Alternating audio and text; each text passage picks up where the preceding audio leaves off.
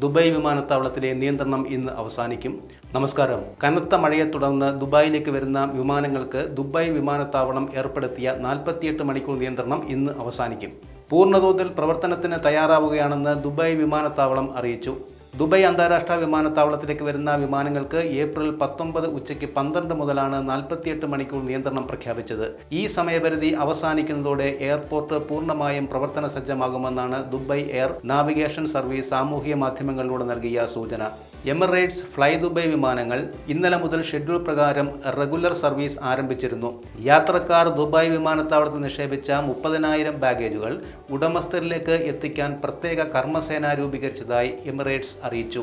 കനത്ത മഴ മൂലം തടസ്സം നേരിട്ട വിമാനത്താവളത്തിന്റെ പ്രവർത്തനങ്ങൾ എത്രയും വേഗത്തിൽ സാധാരണ നിലയിലേക്ക് മടക്കിക്കൊണ്ടുവരുന്നതിന്റെ ഭാഗമായാണ് ഈ നിയന്ത്രണം ഏർപ്പെടുത്തിയത്. സ്ഥിരീകരിക്കപ്പെട്ടിട്ടുള്ള ഡിപ്പാർച്ചർ ബുക്കിംഗ് ഉള്ള യാത്രകൾ മാത്രം വിമാനത്താവളത്തിലെത്തിയാൽ മതിയെന്നും അധികൃതർ അറിയിച്ചിരുന്നു.